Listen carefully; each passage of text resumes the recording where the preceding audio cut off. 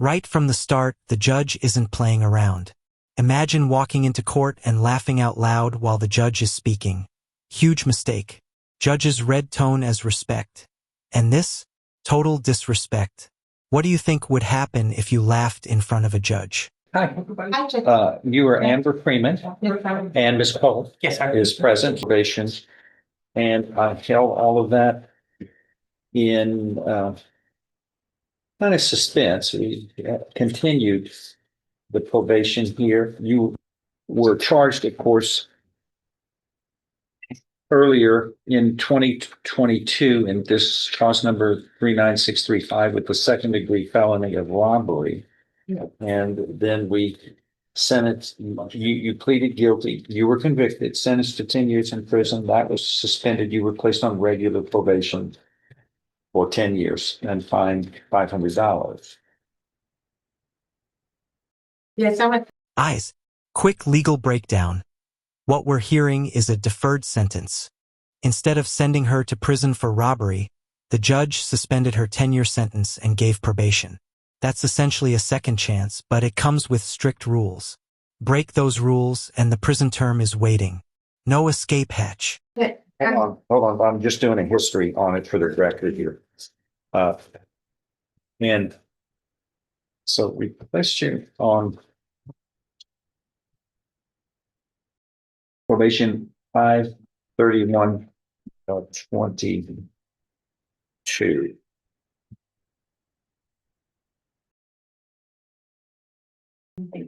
The next month, a motion to revoke probation comes out. 1 month. I've never had that before. Yes, I was down on the nothing of it in the news. I know. Let me just. And it alleges, among other things, that you committed disorderly conduct on June 8th and public intoxication on that and failed to report. Yes, in the front. So we had a hearing on that, and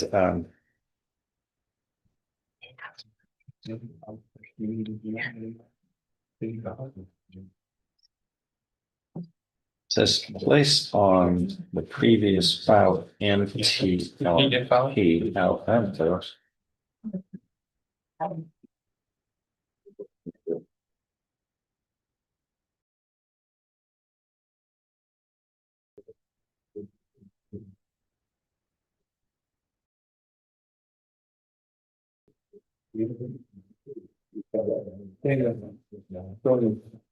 NPRP was filed in 6/7, so we added that. And when a first amended motion to revoke was filed on July 22nd of 2022, and we pretty quickly on August 1st, you pleaded true to those allegations, but also added in that, though, were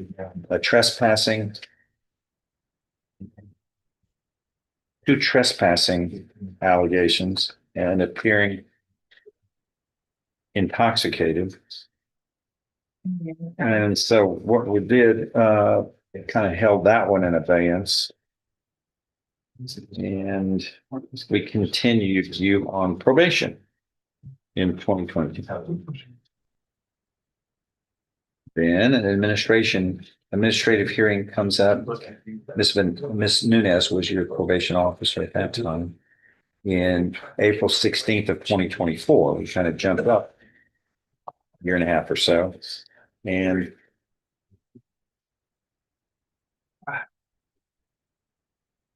you did attend substance abuse felony punishment facility, and was successfully discharged, then transferred to a 90-day residential aftercare at the Melton Center. And then we had some issues on that. And I was successfully discharged from the Melton Center. I never had any issues. If you're going to interrupt me, okay, yes, sir. You're going to get a chance to be heard. I'm just reading stuff under record. It's not a debate. I apologize, sir. Okay. Only one of us can speak at a time because she has to Yes, sir. I apologize. I'll let you talk here in a minute. You want to talk? I know you do. Let me say my little spiel here. And then it was recommended that you enter and complete special needs substance abuse felony punishment. And that was approved by me in April of 24, a little over a year ago. And we modified the special conditions of your relapse safe P program at that time as well.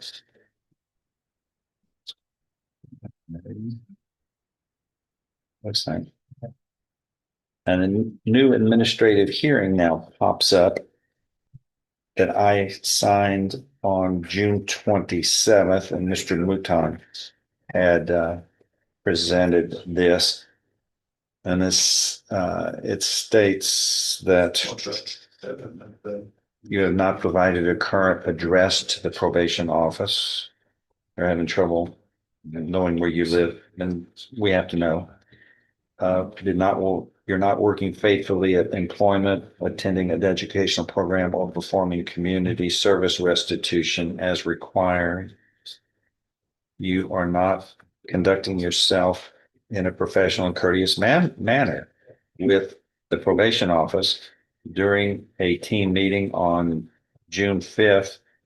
That would be, what, 2 months ago? You repeatedly stated, I am a prophet of the Lord. I curse you and your entire family. Did you say that? Whoa, did you catch that? She straight up told her probation officer she was a prophet and then cursed the entire family. That's not just bizarre courtroom drama. It's a probation violation for disrespecting officers. Whether or not you believe she meant it, courts see that as hostility and danger. Do you remember saying that? No, and Or do you think that was at my aftercare. She was supposed to just provide me for my next appointment. Okay, are you gonna, yeah, let me speak. Okay. Do you think they're making that up? Do you think they just made that up out of clear? Yeah, but I am a prophet of the Lord. But I didn't do anything. I passed all my urine analysis. I showed up for a call for all my colors for the day. Wait. You missed this part. And I curse you and your entire family. That doesn't sound angelic. For the dissent. Hmm? For their dissent and amen. Because she was provocating herself against me. She's not my probation officer. And I showed up to every aftercare group. Okay, hold on. You're gonna get to speak in a minute? Okay, yes, sir. You're speaking over? I'm a little bit shaking. Yeah, because I don't understand all the precepts. I'm using English. Okay. And don't speak over the court. I'm using English. This is my first time. Yeah, don't speak over the court like you keep doing. That's rude. We learned that in first grade. Okay, all right. So here are the findings. That it was recommended after this hearing that was being held with the probation office, and the court agreed to amend the motion to revoke probation with new violations, which are violating condition 5. You did not permit the probation office to visit you at home or elsewhere without restriction, and you have not provided a current address to the probation office. You violated condition 6. You failed to work faithfully at suitable employment, attend educational programs, and or perform community service restitution as required. Condition 14. You did not dress appropriately and conduct yourself in a professional and courteous manner when interacting with the court officers and the staff, and they work for the court, by the way. Community. You know what? One more time, and we're going to put you in the timeout like we do with children, because you're interrupting, Miss. I want to control everything. Don't. I mean, please follow the rules. That's your problem. You don't follow the rules. Violating condition 18. You have not completed any community service hours since being placed on probation back in 3 years ago. Condition 30, pay restitution. You owe a balance of $15 for restitution. Boy, that's that ought to be fixable, you know. I was never told about this. Pay the amount. Now here's where things get real. She owes over $11,000 in fines and restitution. And before you roll your eyes at the number, remember, probation isn't free. Courts use these fines as accountability. But do you think unpaid fees should really risk someone's freedom? Or should violations only be about behavior? Comment Bilo? Amount shown on this order, you owe a balance of $11,260. Oh, these are the court assessed fees, fines, community probation fees, and you owe an entire balance of over $11,000 for the whole term of probation, but you were in arrears $3,750. Violating modification of special conditions for the relapse safety program. You were unsuccessfully discharged from the substance abuse felony punishment facility program on June 5th. This is where we're picking up recent at the supportive outpatient through Spindletop because you were continuously late to group and